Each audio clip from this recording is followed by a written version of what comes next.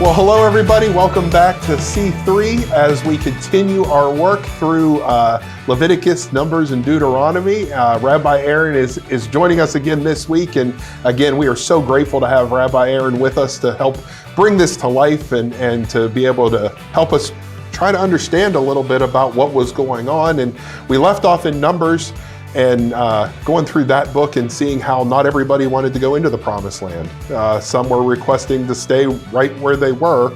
And now we move into Deuteronomy. And Deuteronomy is a unique book because there's lots of different interpretations about what Deuteronomy is or what kind of writing Deuteronomy actually is. And Moses seems to play a lead in some sense. He's doing a lot of talking. But lots of people believe that Deuteronomy was from an oral tradition as opposed to a written tradition. So we're going to get into some of that as we go, but I want to welcome Rabbi Aaron and turn it over to him a little bit and have him just give us an overview of their viewpoint of Deuteronomy and Moses and how that plays into your religious beliefs. An honor to get to be with you again, Pastor Chris. Thank you for welcoming me. Thank you to everybody who is slogging with us through this section of the Hebrew Bible or the Old Testament, perhaps.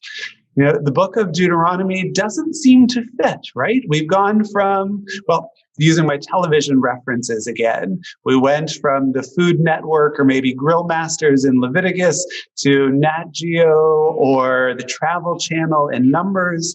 And now we get a little bit of history, or maybe we get a little bit of AMC, those movies that you watched as a young person that you see again with different eyes. For indeed, the narrative seems to go straight from Numbers into the book of Joshua, with Deuteronomy being a standalone piece here, not only reiterating some of the history, some of the travels, not only a legal code, what those laws were. You'll notice a recap of the 10 Commandments, although it's interesting to note they're different. They look different. The reason for celebration, what we do with this day of rest is very different between the two. There are some grammatical changes. So it's not an exact replication. And anytime there is a little bit of a discrepancy there, perhaps there is something that we can learn.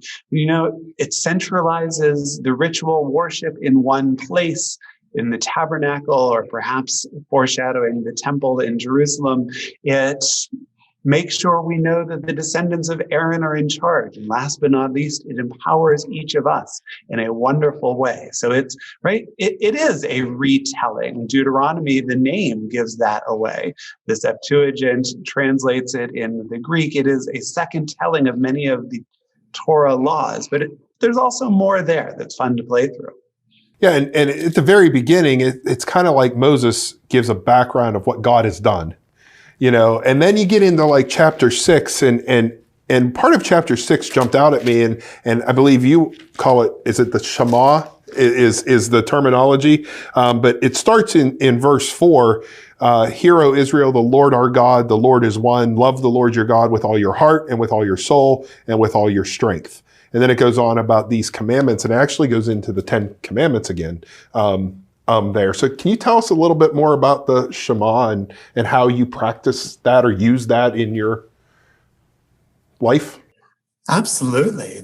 These words are sometimes even known as the watchwords of the Jewish faith. Hear, O Israel, listen up. God is one unified entity. And then we move into ways that we can begin expressing our love for God, teaching them to our children, being cognizant of them. You know, it says when we lie down and when we rise up. And indeed, that becomes the teaching for when these particular words are said.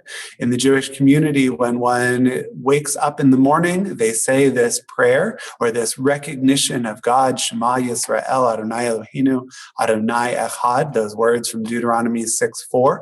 And then you do it again when you go to bed at night. It serves as a bookend, a reminder not only of our relationship, perhaps, but who we are as human beings. And it forms the core of many many of our worship services, right? And that's kind of what's going on in the book of Deuteronomy as well. A recognition of God, but then also the actualization. What is it we as human beings are to do about it? How do we remember? How do we pass that on to others? How do we avoid being led astray?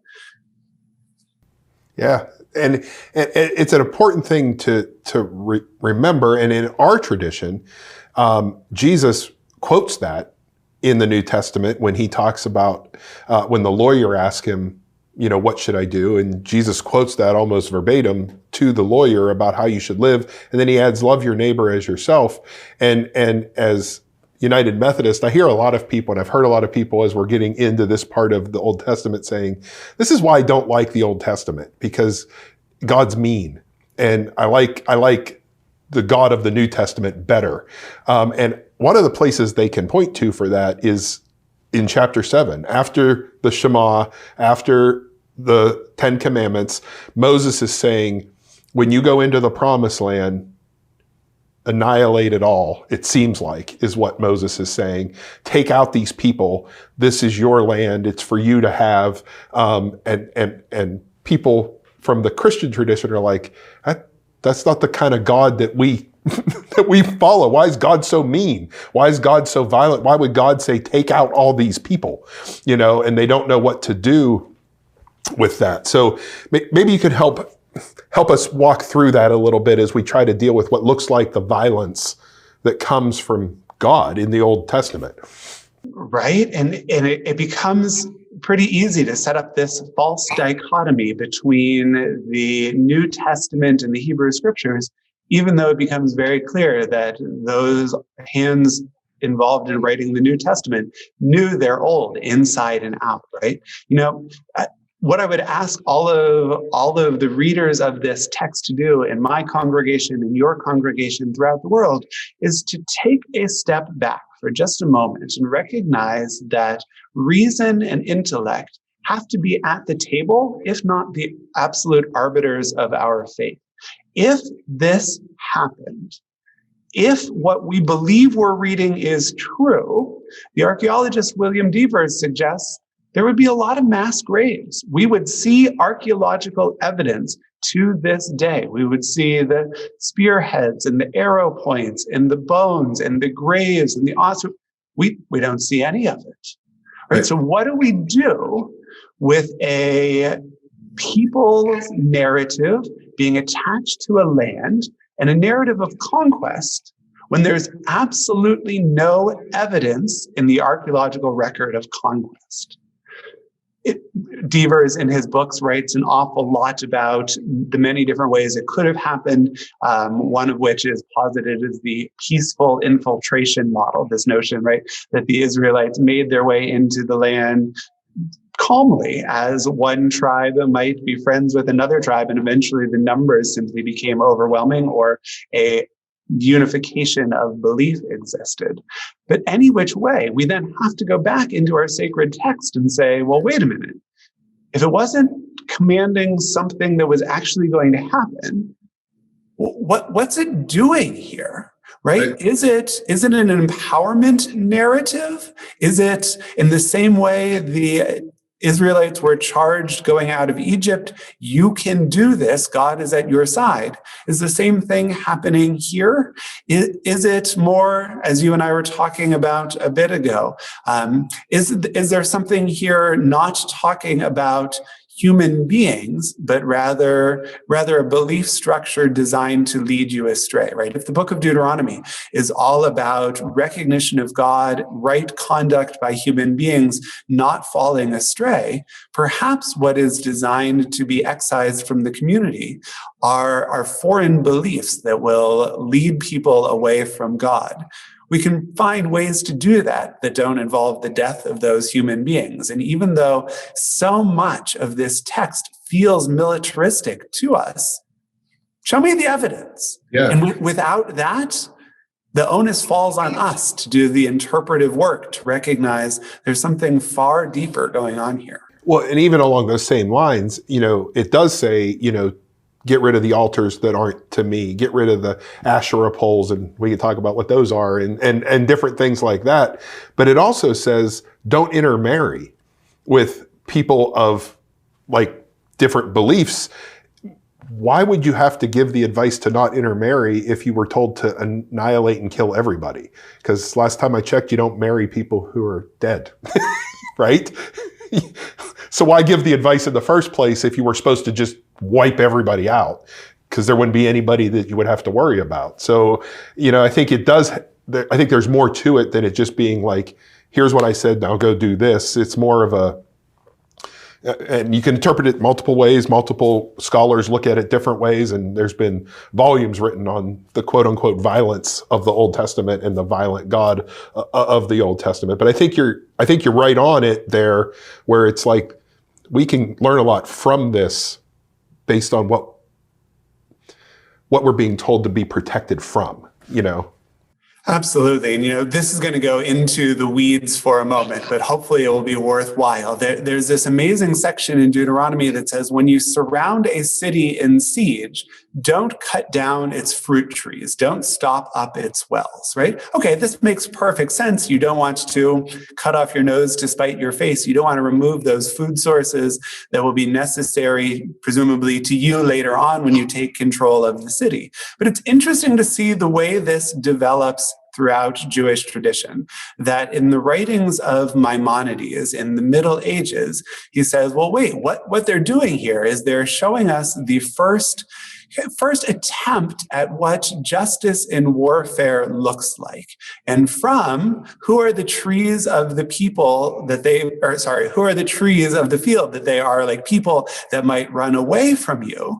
Maimonides believes, he puts into law that when you surround a city, you can only surround it on 3 sides, lest anyone who is innocent, like the trees, be able to escape. Now, I'm no great military strategy guy, but surrounding a city on 3 sides seems like you could let out more than just those who are innocent, right? This text, at least in Jewish tradition, and again in the archaeological evidence, doesn't say what you think it says. You have to push a little bit deeper to recognize that there's something else at play. Well, and it goes on in chapter 10 then, right after the ban, where it revisits chapter 6, and it's like, what does God require of me? And it says, fear God, which is a deep respect for God, follow him, love him, serve him with all your heart and soul, and observe his commands. These are all things that, in order to do that to God, you have to do that to others as well. And you brought up justice, and I think this is one of those pieces where I think justice, people have this idea of what justice is today based on what's going on in our world, but we're called as followers of God to show justice and mercy to everyone, just like God has shown to us, because the Israelites were once foreigners, and we were too. So, can you speak a little more about that justice piece? Because I think that gets lost today because everybody has their own idea of what justice is,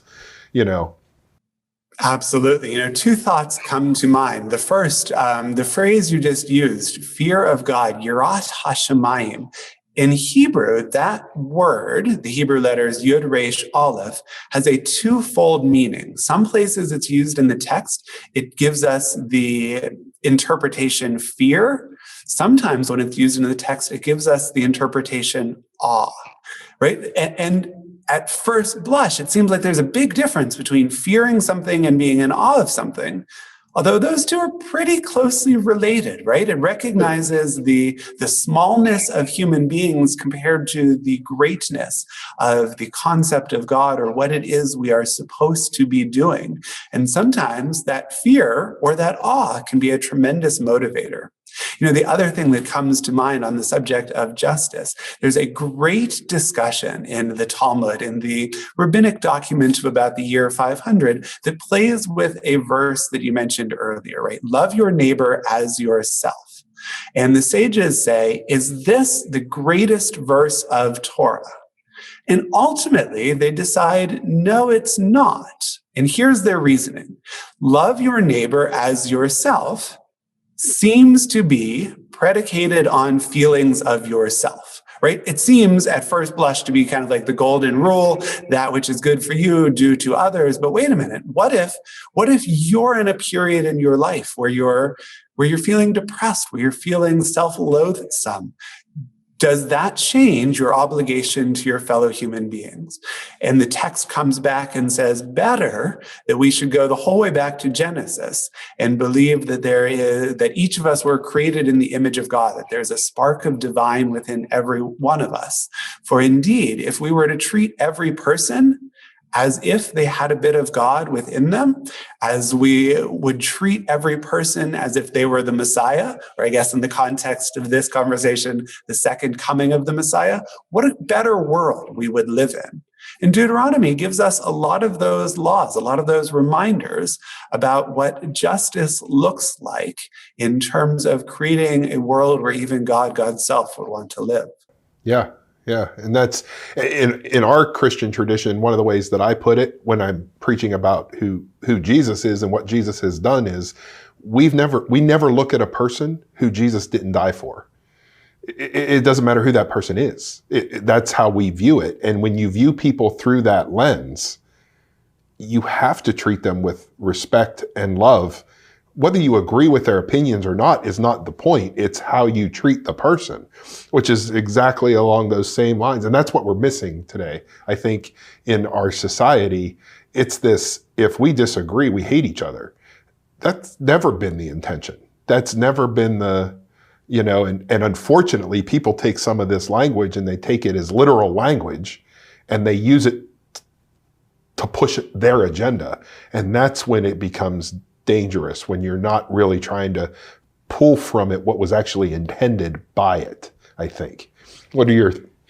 Absolutely. And it's a trap that we can all fall into when we're looking at religions, particularly religions other than our own. We as human beings tend to pick out the worst bits of the literature we don't like and compare them to the best bits of our own literature.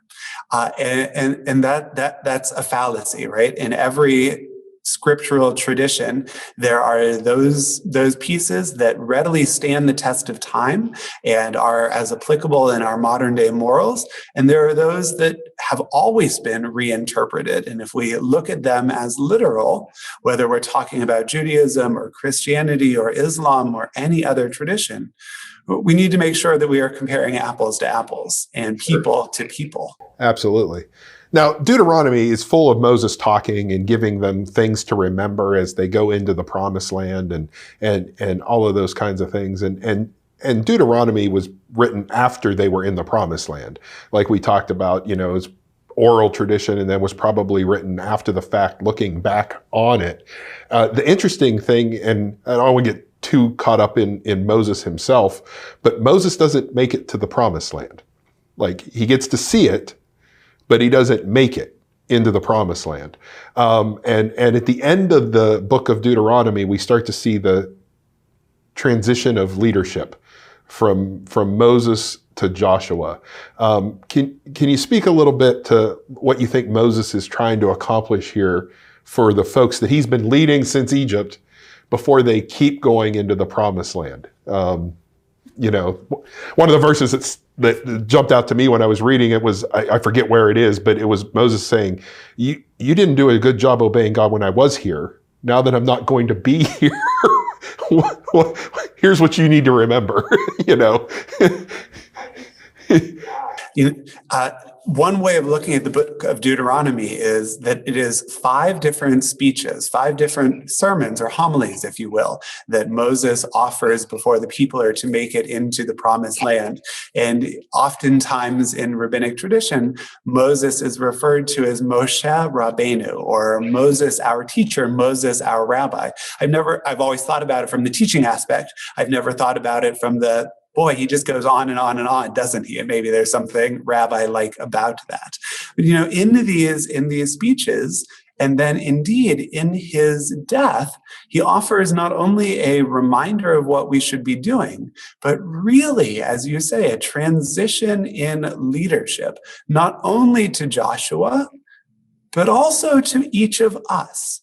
right? The Deuteronomist worldview is one very different than the book of Ecclesiastes, right? So in Ecclesiastes, or in the Bird's version, if you prefer, things happen. There's a time for everything under the sun. In the book of Deuteronomy, it's our human action that causes things, right? When we do what we're supposed to do, rain will fall in the right season. There will be food for our cattle to eat. We understand that's not the case. We understand that weather patterns are separate from our day-to-day interactions, although I would take this opportunity to point out that maybe the book of Deuteronomy was on to something there, that maybe our human actions can impact weather in ways we ought to be cognizant of in a society. But from the more specific, right? We don't believe that how I treat my fellow human being is going to cause these natural consequences. But it gives us a tremendous amount of agency, right? It puts the onus on us to do what it is we are supposed to do. And in that way, Moses completes the end of the generation that knew from slavery. Those who weren't prepared to make this transition, perhaps those who were too enamored with a model of Pharaoh as a divine intermediary, fade. And those who go into the land are those ready to embrace their responsibilities and to embrace God. Right? And the text ends saying nobody knows where Moses is buried to this day. It effectively removes any chance to deify at the worst, or to lift up Moses as a prophet, as a saint, even in the modern day. Certainly a tremendous teacher. The text at the end of Deuteronomy says the greatest prophet who ever lived, but one who then knew to pass the torch, right? It reminds me of the end of the musical Hamilton, when Washington calls him in and says, "I'm not running for president." And it kicks off a succession plan. We've been invested with that power. We know what God wants of us. It's right there in this teaching that Josiah had that we could read today. We just have to finally start doing it. Yeah. And I guess what can we do to start doing that? I guess for me, that's what I was trying to point to in my sermon this past Sunday when I was focusing on those 5 things from Deuteronomy 10. Like, if we can start applying those kinds of things in our everyday life, we can start to live into a promised land, so to speak, of what God intended for our society and our world to be. What do you challenge your folks to do in that way to make this be relevant today? Right. And if we look at some of those major problematic parts that we've already talked about, the ban, this violence, well, wait a minute. Not believing that it happened, not wanting to capture that zeal. But if we understand it as turning aside from those things that would lead us astray, I do think it requires a tremendous amount of zeal today, right? How do we not only shut out the noise, but how do we turn away from those things that distract us from being the people that we need to be? Who do we need to be? What are those kind of core values that we need to reiterate again and again as the 10 Commandments are reiterated? What are our responsibilities to our fellow human beings that our sacred literature gives us? What's our responsibility to God, and how can that remind us of those responsibilities to our fellow human beings? Sure. That is, I see in belief in God not only an anchor for our lives, but an anchor holds us in place. And that's not the case here.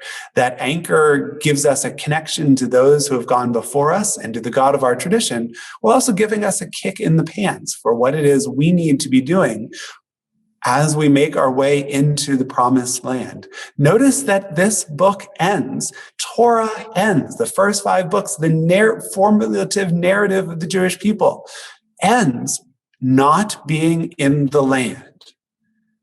So that bit of agency that Deuteronomy gives us means we still have some work to do to make it to the promised land. And whether we understand that promised land as a physical place, as they did, or whether we understand that as the world in which we want to live, we still have that work to do today. And I think if we continue to read it, if we turn it and turn it and turn it again, hafokva v'afokva dekolava, Jewish tradition says, we can continue to see the light glinting off those facets, reminding us of who we need to be. Well, yeah, and I agree with you completely, and I think that's really good advice for us to try to follow.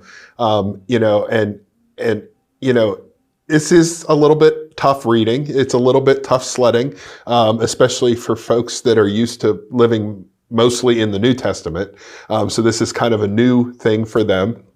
And I want to just say thank you to you for joining me for 3 weeks to discuss Leviticus, Numbers, and Deuteronomy, and to give us a new insight into a way to look at this that we may have never looked at that way before. In each of the last 2 weeks, I kind of gave you the final word for Leviticus and Numbers. I want to give you the final word for Deuteronomy, but I also want you, if you wouldn't mind, to give us the final word in general from your perspective of the Torah. You mentioned the first 5 books, and I know we've only discussed 3 of the 5, but we've referred to things that are in the first 2. Just give us something to take home with us when it comes to Deuteronomy and the Torah as a whole, if you would.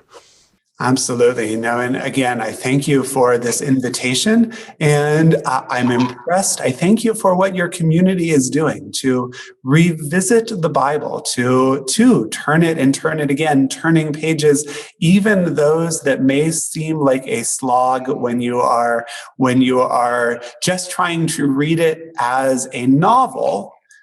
You might miss a little bit. You got to dive a little bit further there. And I love that your community is going through this exercise. Makes me want to do the same in mine. We'll see how that goes. We often joke that the Jewish community today is very good at the Ta part of Tanakh, the Hebrew acronym for the books of the Bible. We focus a lot on those first 5 books, and it's the prophets, it's the later writings where we tend to de-emphasize. We need to do a better job of that, just as you are.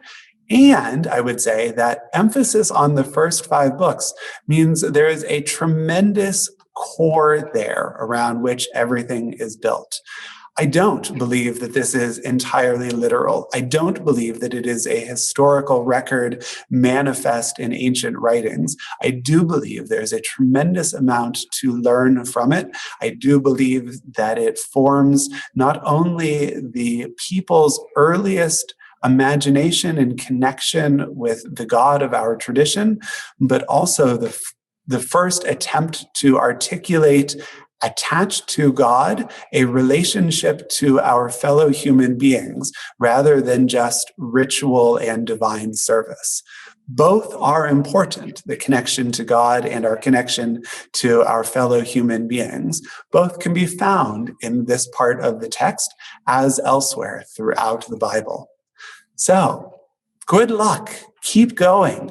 The reading isn't always going to be easy. You thought Deuteronomy was bad? Wait till you get into Joshua and some of the other prophets. But there is value to be had there. Keep turning it, keep spinning it. Look for what this might really mean beyond the words on the page. Our traditions have long histories of interpretation that lift up, that maintain the centrality of our text and our canon, but also recognize God's continuing revelation from the generations that came before us into the modern day. And God willing, when we put our efforts together, when we can put our communities together like this, we can arrive at new and better conclusions that will push us to be the people we need to be. Thank you again, Pastor Chris. Well, thank you so much for joining us, and thank you for helping it come to life. And as we talked about before we came on the air, so to speak, when this pandemic is over, we look for forward to being able to do some things together to continue to help us all grow and understand each other's faiths and beliefs and make this world a better place. So I thank you for that as well, and look forward to working with you into the future. So let me just close us with prayer, and then we'll be on our way. Lord, we are grateful for what you have shown us. We are grateful for what you have left for us to be able to read and turn and begin to try to understand. And Lord, we ask that you would just help us to understand it, because sometimes it can be hard. Sometimes it can feel tough, and sometimes we don't like what we read, and there's a lot that's there to digest. But as we do that, may we be able to see those eternal truths that can carry on and that can be applied not just then for the Israelites and not just throughout history, but even today in how we function together in this world. So we are grateful for the guidance that you give us. We are grateful for fellow workers with us like Rabbi Aaron and their willingness to help bring this to life for anyone that is willing to listen. And we ask that you continue to help us love the Lord our God with all our heart and our soul and our strength. We ask all this in your name. Amen. Thanks again, Aaron. Really appreciate it. Thank you, sir. All right. We'll see you. Thank you for joining us tonight. Keep up on the reading. You're going to learn a lot of stuff. It's going to be a little bit tough, but keep checking back in for C3. Keep tuning in for the sermons every weekend as we try to help bring it to life and know we're on this journey together, and God has got something really exciting in store as we study the words that have been given to us to make us better followers of who God is. So thanks again for joining us, and we'll see you in worship this weekend. And remember, this weekend you're going to be able to come back in person if you choose to as well. So be sure to sign up for that if you want to come back that way, or continue to join us online. Have a great night, and God bless.